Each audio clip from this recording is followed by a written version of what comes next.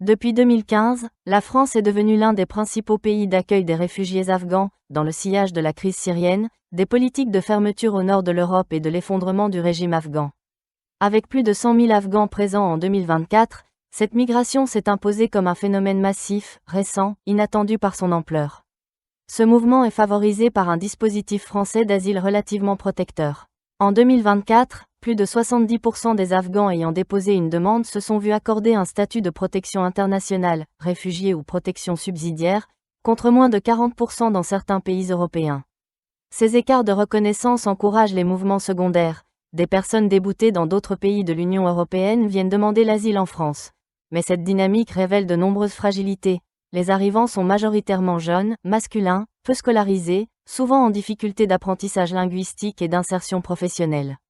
Le conservatisme social en Afghanistan, que les migrants conservent en partie, est difficilement compatible avec les valeurs françaises, notamment sur les questions de liberté de conscience et droits des femmes. Ce contraste se manifeste notamment dans la quasi-absence des femmes au sein de cette migration. Elles représentent moins de 20% des personnes exilées, reflet de leur marginalisation dans l'espace public afghan. La migration afghane met ainsi à l'épreuve le modèle français d'intégration. Elle souligne le décalage entre les valeurs de la République et les réalités culturelles de réfugiés afghans, tout en soulignant les limites des capacités d'accueil, aujourd'hui saturées et difficilement compatibles avec une politique migratoire dite « ouverte ». La ruée afghane vers l'Europe. Dans l'histoire de la migration afghane vers l'Europe, l'année 2015 a été un moment charnière. Cette année-là, l'Union européenne a délivré 2,6 millions de nouveaux titres de séjour, dont de nombreux titres pour des Afghans, pour 320 millions d'Européens, soit, en proportion, beaucoup plus de migrants que pour les États-Unis, réputés être un grand pays d'immigration, qui en ont délivré, la même année, 1 million pour 340 millions d'habitants. Et, à partir de cette date, ce n'est pas uniquement le volume des arrivées qui est notable, c'est aussi la reconfiguration des lieux d'arrivée de l'immigration afghane dans les différents pays comme l'ouverture de nouvelles routes vers l'Union européenne. Ainsi va apparaître un couloir d'accès vers l'Union européenne traversant la Serbie.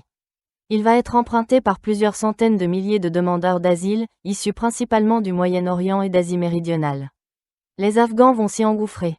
En particulier ceux qui voient dans l'Allemagne et les pays scandinaves, une sorte de « Graal », en chiffres absolus la demande d'asile afghane, au sein de l'Union européenne a été multipliée par 5. Au cours de l'année 2015, en arrondissant, la demande d'asile passe de 42 000 à 195 000. Elle diminue légèrement en 2016, pour chuter en 2017. Ce qui atteste de l'effet aspirant qu'a eu, en 2015, l'initiative de la chancelière allemande Angela Merkel de suspendre le règlement Schengen pour son compte, c'est-à-dire d'ouvrir les frontières de son pays à tous ceux qui souhaitaient s'y installer. Autre chose se joue. Globalement, la situation était restée constante. C'est bien l'opportunité syrienne, c'est-à-dire la fuite des Syriens vers l'Europe, qui est le moteur de l'asile afghan. La route vers l'Europe s'est ouverte, du fait de l'exode syrien, qui a créé une fenêtre géopolitique favorable aux migrations, que d'autres populations, comme les Afghans, ont pu utiliser. S'amorce ainsi dans la période, un déport vers l'Europe à travers l'Iran, le Pakistan et la Turquie qui deviennent en partie des pays de transit, même si de nombreux Afghans continuent d'y demeurer.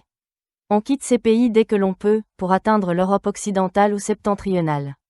En Europe, de manière concrète, le pays de première entrée est théoriquement celui qui accorde ou non l'asile, et qui a la charge de reconduire celui qui est débouté. Ces règles ont été précisées par les États membres de l'UE lors d'une rencontre à Dublin, d'où le nom d'accord de Dublin. Au sein même de l'Union européenne, les implantations afghanes se reconfigurent, ce que le vocabulaire administratif nomme des mouvements secondaires. Un mouvement secondaire est le déplacement d'une personne de l'État membre responsable d'une demande d'asile vers un autre État membre. Ce phénomène a gravement endommagé le système Dublin au moment des arrivées importantes, en 2015 et 2016, puisqu'il a désorganisé le processus de désignation de l'État responsable et mis à mal le principe de demande d'asile unique dans l'Union. C'est ainsi que dans cette conjoncture, les mouvements secondaires ont subverti le principe de demande d'asile unique. Les mouvements secondaires. Ces mouvements secondaires découlent, en outre, d'une autre faiblesse majeure, les écarts de taux de protection dans l'Union européenne. Le taux de protection correspond au nombre de personnes protégées par rapport au nombre de ceux qui demandent une protection au titre de la Convention de Genève sur le droit d'asile. Ce taux n'est pas harmonisé dans l'ensemble des États membres. En 2024, 2 à 3 ans après la chute de Kaboul, la variation du taux de protection des Afghans en première instance est comprise entre 11% et 92% dans les pays de l'Union. C'est donc ces divergences d'appréciation ainsi que l'absence d'une liste européenne des pays d'origine qualifiant leur niveau de sécurité et d'une analyse partagée des risques connus dans ces pays, qui ont poussé les demandeurs d'asile afghans à se déplacer vers les plus offrants depuis 2015. Les règles fixées par les accords de Dublin n'empêchent pas les demandeurs d'asile déboutés d'un pays de l'Union d'en rejoindre un autre. Ainsi, nombre d'Afghans déjà présents au sein de l'Union, en Grèce, mais aussi en Hongrie, par exemple, se tournent vers les pays d'Europe du Nord. Cette analyse est corroborée par les chiffres. Si, en 2015, la Hongrie enregistre 46 000 demandes afghanes, elles ne sont plus que 11 000 en 2016.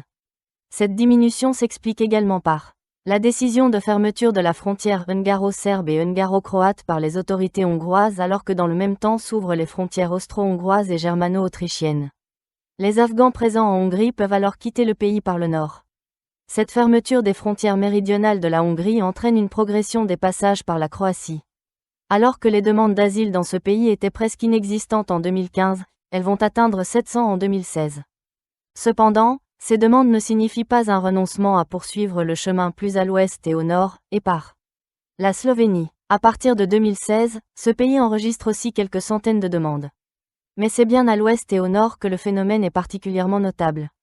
En Suède, les demandes d'asile passent de 3 000 en 2014 à 41 000 en 2015.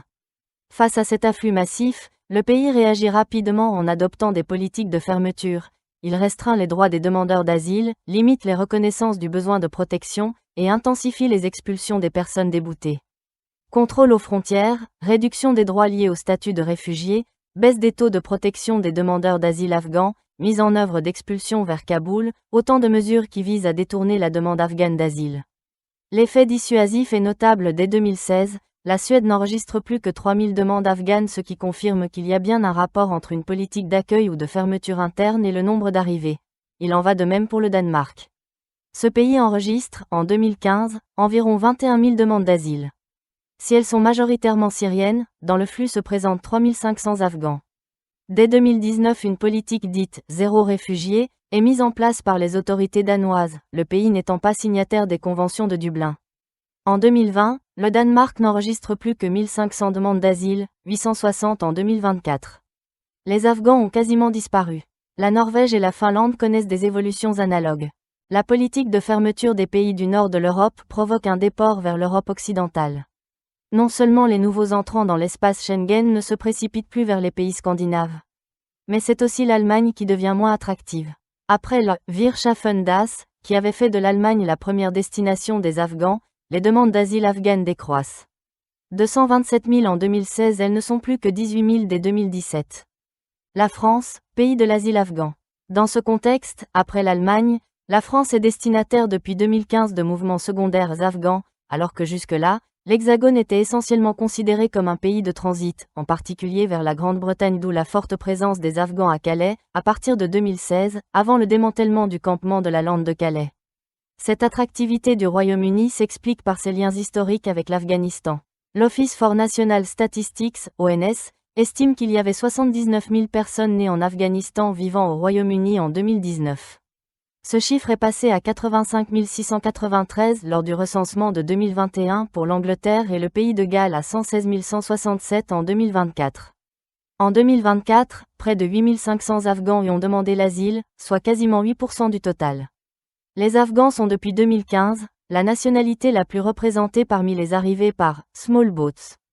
En 2024, ils ont été 5 900 à débarquer en Angleterre par ce moyen. Mais contrairement à la France, la migration afghane s'étale sur une plus longue période.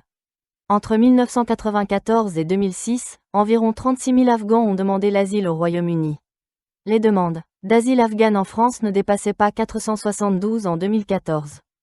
Cette faiblesse peut être vue aussi comme la résultante de liens quasi inexistants avec ce pays, contrairement à ceux qui se sont tissés avec la Grande-Bretagne.